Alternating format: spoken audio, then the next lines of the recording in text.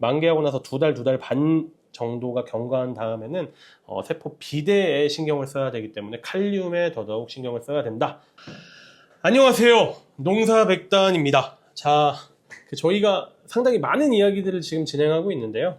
또 이제 작물 이야기를 한번 또 해보고 싶어요. 최근에 그 블루베리를 키우시는 분들이 굉장히 많아지셨더라고요. 근데 블루베리 같은 경우는 농가들 인식 자체가 고품질의 제품을 사용하면 안 된다라는 인식이 또 있는 것 같습니다. 왜냐하면 결국에 근검부를 좀 산성화시키고 산성 환경에서, 산성 토양에서 블루베리가 잘 자라기 때문에 아무래도 조금 이제 고가의 좋은 제품들보다는 조금 더 이제 저렴한 제품들이 근검부를 산성화시킨다라는 인식이 있어서 농가분들께서 오히려 블루베리를 키울 때는 그냥 좀 좋은 제품을 쓰면 안 된다라는 이렇게 인식이 있으신 것 같은데, 그거 자체에 대한 오해도 좀 풀어드려야 될 것 같고, 좀 블루베리의 근검부 산성화에 대해서도 어느 정도 좀 이제 또 설명을 드려야 될 것 같아서 이렇게 블루베리 영상을 준비했습니다.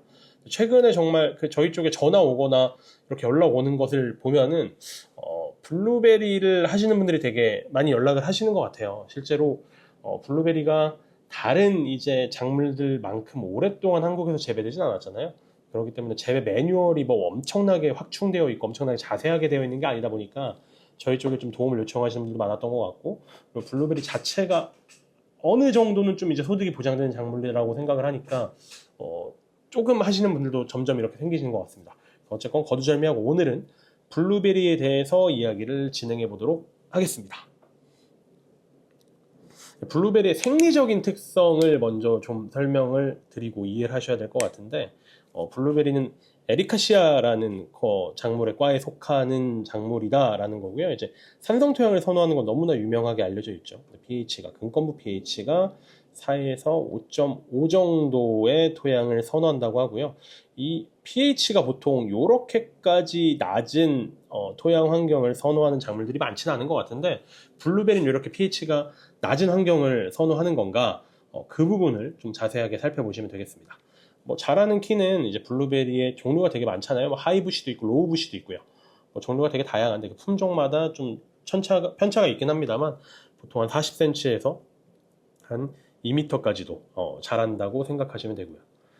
표토 30cm 정도에 위치하는 청근성 작물이고 잔뿌리의 발달이 굉장히 미약해요. 예. 실제로 그림을 보더라도 잔뿌리의 발달이 굉장히 장근성의 작물이고 잔뿌리의 발달이 미약한 거 보실 수 있습니다. 뭐 요거 같은 경우는 그림상에서는 죽은 정도라고 보시면 되겠죠. 메인 루트에서는 사실 양분과 수분의 흡수가 굉장히 제한적이고 대부분의 양수분의 흡수는 당연히 새로 뻗은 잔뿌리로 이루어지는데, 블루베리는 근계의 발달이 굉장히 제한적이기 때문에 양수분을 충분하게 흡수할 수 없다 정도 이해하고 넘어가시면 될 것 같습니다. 그리고 내생균근이라고 하는데요, 이제 ERM이라고 하죠. 블루베리가 이제 생존이 가능한 이유에 대해서 조금 이제 과장해서 말씀을 드리면 내생균근과 공생하기 때문입니다. 그러니까 블루베리는 청근성의 작물이고 청근성의 작물이다 보니까 양분과 수분의 흡수가 굉장히 제한적이잖아요.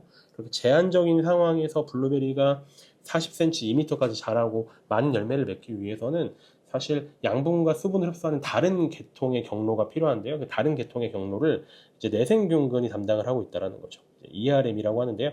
ERM을 통해 가지고 양분이 일부 흡수가 되고 그게 블루베리에 전달되는 시스템을 가지고 있다 정도를 이해해 주시면 될 것 같습니다. 그리고 뭐 뒤에 더 자세하게 말씀드리긴 하겠습니다만, 이 산성 토양을 선호하는 것도 결국엔 이제 내생균근이랑 좀 연관이 있다라고 생각해 주시면 돼요. 내생균근의 활성이 좋으면 좋을수록 블루베리가 양분과 수분을 잘 흡수할 거 아닙니까? 블루베리가 특히나 양분을 잘 흡수할 거 아니에요. 그러니까 블루베리가 양분을 잘 흡수하게 하기 위해서는 내생균근의 활성도가 높아져야 되는데, 이 내생균근의 활성도가 이 정도 pH에서 굉장히 활성화가 된다. 알칼리성이나 중성 조건보다는 조금 더 산성 조건에서 ERM이 활성화가 되기 때문에 ERM을 통한 양분의 흡수가 블루베리 쪽에 자연스럽게 이루어지고, 블루베리는 그래서 산성 토양을 선호한다 라고 정리할 수 있겠습니다. 뒤에 더 자세하게 말씀드리도록 할게요. 품종입니다. 뭐 하이부시도 있고 로우부시도 있고 레비다이도 있는데요. 이 부분은 나중에 한번 좀 잘 읽어봐 주셨으면 좋겠습니다. 사실 외국 자료기도 하고 저희가 블루베리의 품종까지 구분해가지고 작물의 12처방이 나간다거나 작물의 생육성까지 배울 필요는 없다고 생각이 되어지기 때문에 이 부분은 간단하게 그냥 이런 품종들이 있다 정도만 정리하고 넘어가도록 하겠습니다. 이제 발달 단계 보줘야죠. 발달 단계도 아주 그림으로 예쁘게 잘 표시를 했는데요.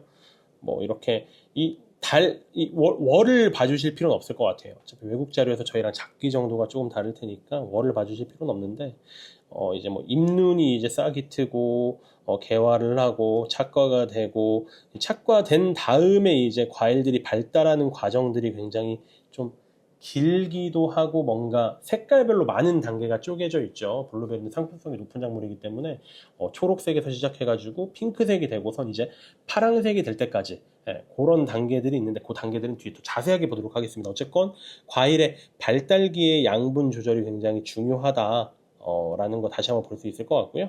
그리고 이제 꽃눈이 형성이 되고 그 다음에 이제 휴면에 들어가고요. 휴면에 들어간 다음에 이제 또 그 후년도가 반복이 되면서 잎눈에 싹이 트고 꽃눈이 개화하고 착화되고 이런 것들이 반복이 되는 거겠죠. 그래서 어쨌건 꽃눈이 개화가 되는 것은 전년도다. 올해의 수확량은 전년도의 꽃눈의 발달 부분이랑 밀접하게 관련이 있다라는 과일의 품종, 과수나무의 품종과 거의 뭐 일맥상통하게 진행된다고 봐주시면 되겠습니다.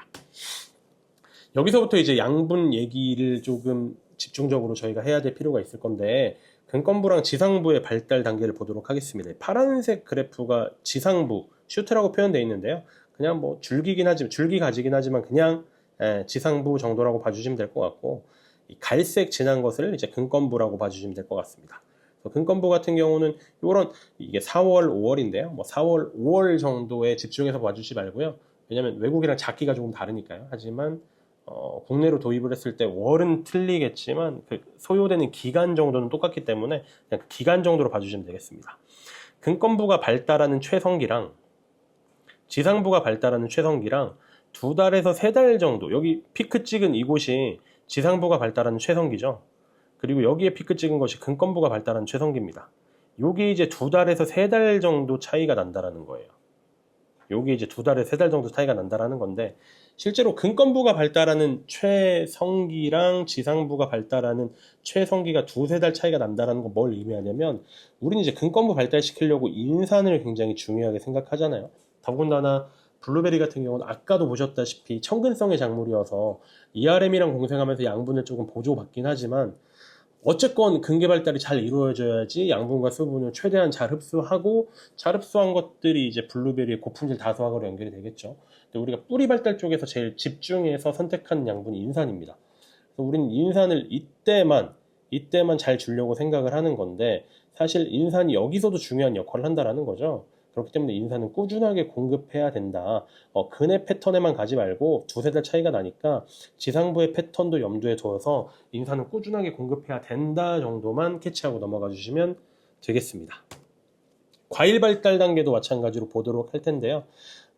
이 과일 발달 단계 같은 경우는 20, 30, 40 써 있는 게 만개하고 나서 이제 경과된 일수입니다. 그러니까 만개하고 나서 1달 뒤, 만개하고 나서 2달 뒤, 만개하고 나서 3달 뒤, 만개하고 나서 4달 뒤 정도 봐주시면 되고, 그리고 이제 파란색 같은 경우는 레비다이고 보라색 같은 경우는 하이브시인데요. 어쨌건 패턴 자체가 비슷하니까 그냥 하나의 그래프 정도만 보도록 하겠습니다. 과일이 발달하는 그 단계는 사실 블루베리에서만 국한되는 독특한 패턴이 아니고요. 대부분의 과일에서 마찬가지로 반복이 되는, 대부분의 과일에서 통용이 되는 공통적인 이야기입니다. 첫 번째 단계로 세포 분화가 일어나죠. 세포 분열이라고 합니다. 그러니까 세포수를 많게 만들어요. 세포수를 많게 만들고, 세포수가 많아졌으니까 당연히 과일이 조금 커지겠죠. 원래 세포가 뭐 2개였던 게 4개, 8개, 16개가 되면은 그 세포수만큼 과일이 커질 테니까요. 세포 분열이 된 다음에 그 다음 이제 급격하게 크는 건 사실 세포 분열기보다는 세포 비대기 정도라고 봐주시면 됩니다. 여기 이제 세포 비대기예요.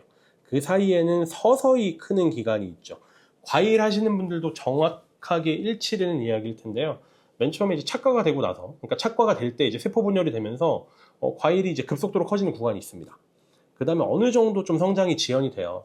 성장이 지연이 되고, 그 다음에 이제 막 익스펜딩, 그러니까 어마무지하게 빠르게 크는 기간이 그 후에 오거든요. 이걸 세포 비대기라고 부를 수 있는 거죠. 그러니까 우리가 챙겨야 되는 거는 세포 분열이 잘 돼야 되고, 블루베리는 뿐만이 아니라 모든 과일이, 지금 블루베리 얘기하고 있으니까 블루베리는 세포 분열이 잘 이루어져야 되고 세포 비대도 잘 이루어져야 됩니다라는 거예요.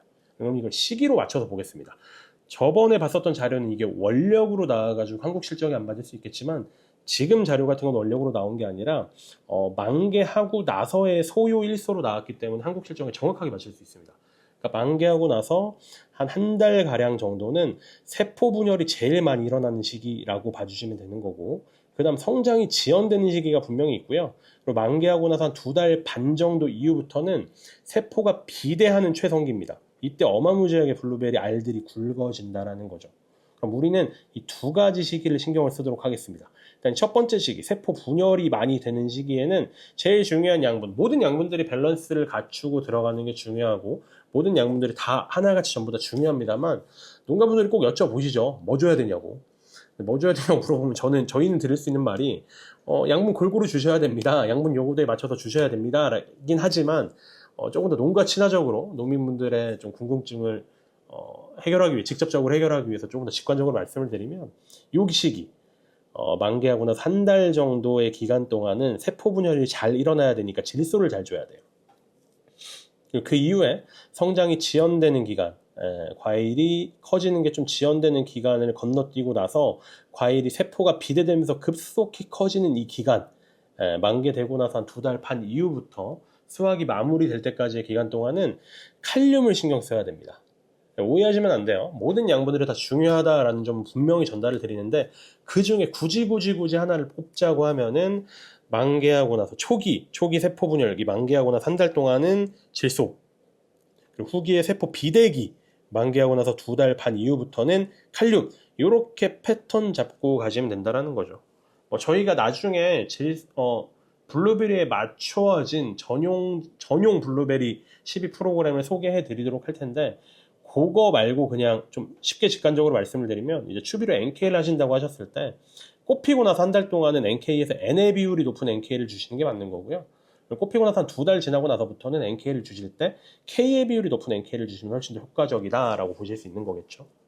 마찬가지로 에너지도 적어놨습니다. 에너지는 뭐 당연한 이야기죠. 근데 에너지가 어떻게 만들어지느냐라는 부분을 생각을 해야 될 것 같은데, 에너지 같은 경우는 뭐 결국에 아미노산이나 탄수화물 정도 생각을 한다면, 단백질이나 탄수화물, 동화산물 그런 걸 생각을 한다면, 뭐 질소가 잘 빨려가지고 아미노산이 잘 만들어져야 됩니다. 이런 것도 중요하겠지만, 결국에 식물이 근원적으로 사용하는 에너지는 ATP랑, 그리고 식물이 근원적으로 뭔가를 만드는 골격을 만드는 그런 레고 블록인 탄수화물 부분을 생각을 한다면, 제가 생각할 때 가장 중요한 거는 광합성과 인산 공급인 것 같아요.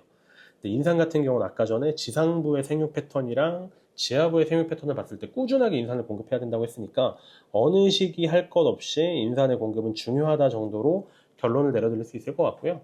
그 이후에 이제 그 광합성 부분을 생각을 하면은, 사실 광합성 자체의 중요도는 저희가 더 이상 강조하지 않아도 될 정도로 많이 말씀을 드렸던 것 같습니다. 그러니까 지금 패턴을 초기 성장기의 질소, 후기 성장기의 칼륨 정도로 잡되, 어쨌건 과일이 비대하는 그 전 기간 혹은 전 생육기 동안은 광합성이 충분히 잘 일어나게 잎 관리를 해줘야 된다. 그러니까 뭐 마그네슘도 중요하고, 황도 중요하고, 뭐 질소도 중요하고, 뭐 망간도 중요하고, 뭐 철도 중요하고, 그러니까 모든 양분들이 굉장히 중요하고, 결국에 수세 관리를 잘 해야 된다, 에너지를 잘 만들어내야 된다 정도를 이해해 주시면 될 것 같습니다. 이제 과일의 성숙 단계, 아까 제가 말씀드렸던 건데요. 과일의 성숙 단계는 블루베리 같은 경우는 굉장히 좀 자세하게 구분이 되어져 있습니다.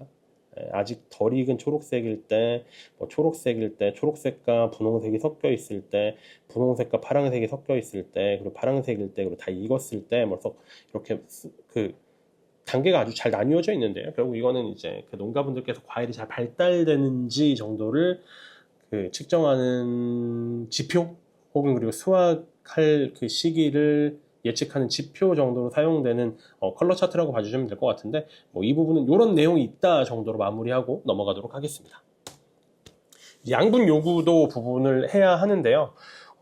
지금 어쨌건 이게 영상이 길면은 또 농가분들께서 영상이 길다라고 한 번에 보시기 좀 어려운 부분이 있는 것 같아서, 일단 지금 이 첫 번째 시간에는 그 블루베리의 생육 특성이라든가 그 생육 특성에 맞춰가지고 우리가 신경 써야 되는, 특히 우리 블루베리는 과실이 제일 중요하잖아요. 어떻게 하면 과실을 많이 크게 딸 거냐라는 거니까, 과일이 그 크는 패턴 정도를 1교시에 전달을 드리고, 다음 시간에는 이제 양분 요구도, 그래서 블루베리 양분 요구도는 어떠하고, 그 양분 요구도에 맞춰가지고 어떤 비종을 골라야 하고, 어떤 비중을 얼마만큼 어떤 시기에 줘야 되는지는 순차적으로 말씀드리도록 하겠습니다. 어쨌든 첫 번째 시간에서 저희가 배웠었던 부분을 좀 잘 정리를 하면, 첫 번째, 블루베리는 굉장한 그럼 첫 번째 시간에 했었던 얘기만 마지막으로 정리하고 넘어갈게요. 블루베리 같은 경우는 굉장한 청근성 작물이죠.